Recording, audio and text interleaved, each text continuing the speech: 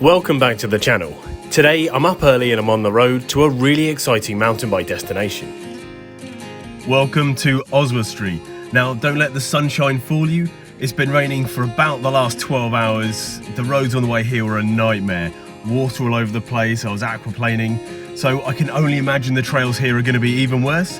But we've got the bikes, I'm waiting for the others, I'm going to get kitted up. Let's go for a ride.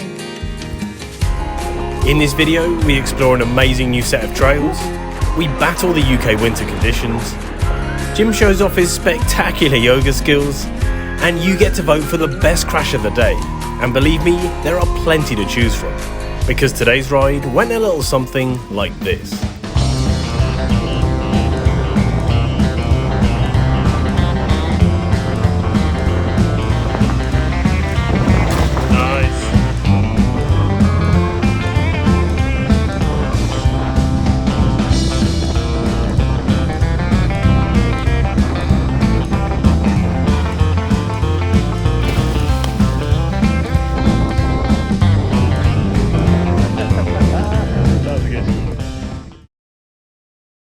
With the UK winter in full swing, we have a 3-hour window between storms where we plan to explore the trails and then get back to the cars before the storm hits again.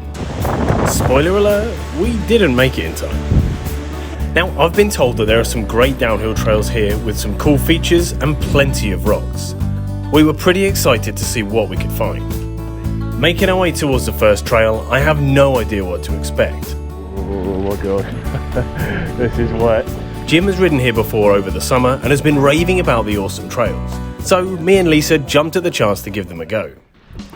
First off, we plan to ride a steep trail down to the bottom and then make our way over to the other side of the forest, ticking off a few of the best trails as we go. But we quickly learned that steep trails in these conditions don't necessarily make for the best warm-ups. The combination of slippery trails, wet routes and a howling wind certainly weren't helping to boost our confidence either. With plenty of steep and slippery sections, rock rolls and tight turns, this was a brilliant introduction as to what to expect here. We certainly didn't do these trails justice on the first run down, but today was shaping up to be an exciting and challenging ride. As we made our way down, we took things cautiously, ticking off the sections as we went. As with everything in the UK at the moment, these trails are slippery. In the dry, this would be amazing to ride, but at this time of year, the trails deserve a bit of caution. When you're excited to be on your bike, it's easy to get carried away on the first trail down. So we're really trying to hold ourselves back a bit and be a bit sensible. It's not the roll as much as the ending that I'm worried about. Like I said before, we didn't make this first trail look pretty. With the slippery ground and gusting winds, I feel like I was getting knocked around all over the place, and it was hard to stay on the right line. But rest assured that we were starting to get used to the conditions, and we were getting a feel for the types of trails that we were going to come across here. Heading down along the last section of trail, it had certainly been a baptism of fire, but the quality and exciting nature of the trails easily shines through, even on a stormy day like today. It goes without saying that we're keen to get back to the top and see what else we can find. After the steep and technical nature of the first trail, we picked a slightly different line for this run. In the upper section it was really boggy. With no idea what sort of features were around the corner, you certainly need to keep your head on a swivel in these conditions. As we turned off the main trail onto a sideline, the speed picked up a bit and the trail got a bit more rowdy. This is a trail with lots of different elements to it, from calm flow in the upper parts to steeper and technical aspects in the lower sections. Now, I've talked about the mud already in this video, but on this ride I found something way worse than just mud. When we got down to the steeper stuff, I realised that slippery mud with a layer of even more slippery leaves on is a challenging combination. Not only can we not see where the trail goes, but trying to gain traction on some of the corners seemed near impossible too. But I have to say, it was really fun. As you're doing your best to simply stay upright, you're looking out for the little icebergs of rock popping out from between the leaves. What is under some of these leaves? Then you have to try and plan a route that you think will navigate past them without incident. You're never going to do your best riding in conditions like this, but it's a really good test of your riding skills and potential line picking abilities. Awesome. We've died twice on that.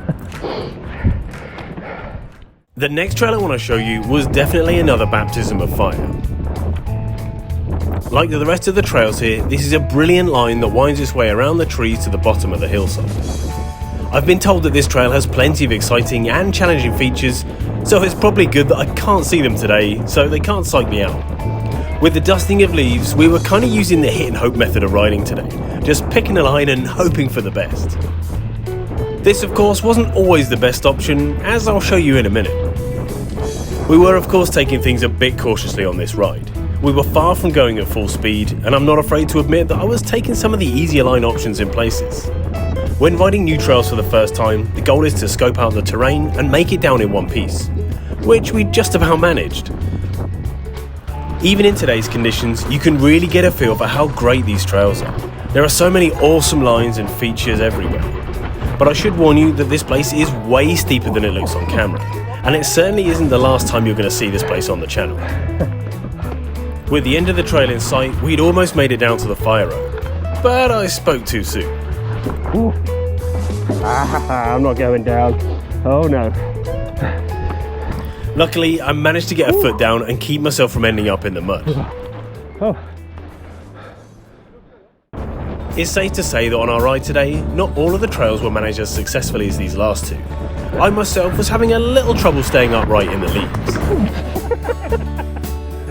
Bloody leaves. Oh. When you're crashing on relatively flat ground with no technical features on, you have to start questioning your riding ability and sanity. Oh, there's one. Oh. Whilst riding the trails here, we came across some brilliant features, especially rock sections and drops. We started easy when we came to this small but slippery rock drop. Not keen on riding it blind, I took a practice run in. Oh, it's not a roll, is it? It certainly isn't rollable. Nice save. But after scoping it out, I decided to give it a go. Yeah. No problems, first challenge ticked off. This next challenge, however, was even more exciting. It's this drop off the fire road. Despite the wind that was picking up, Fearless Jim went straight into it. Nice. So I thought I'd give it a go too. But on my first run-in, I was haunted by the thought of my two previous crashes. Should I really ride this?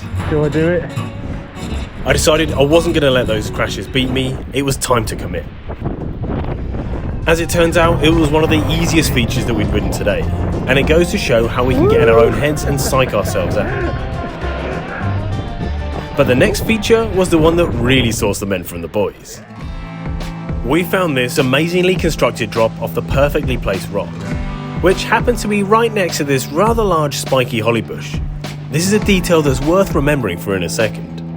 Jim had ridden this drop during the summer last time he was here, but today the winter conditions were taking their toll on the trail. The run-in was riddled with sticks, and the landing was less than ideal, and the rocks were slippery. After sussing it out on foot, Jim wanted a practice run to see how slippery it was before he went to hit it, and this is what happened.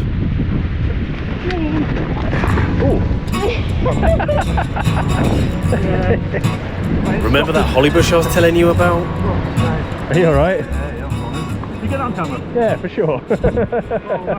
After Jim's little hiccup, me and Lisa decided not to ride it, so we all continued our way down the rest of the trail. Today we rode a whole heap of amazing trails while we were here, but I simply don't have time to show you them all today. But with the wind really starting to pick up and a whole lot of rain on the horizon, it was time for us to make a beeline for the warmth of the cars. But before we do, it's voting time. Which crash wins your vote for MVP? My two slips in the mud? Lisa's rock and roll?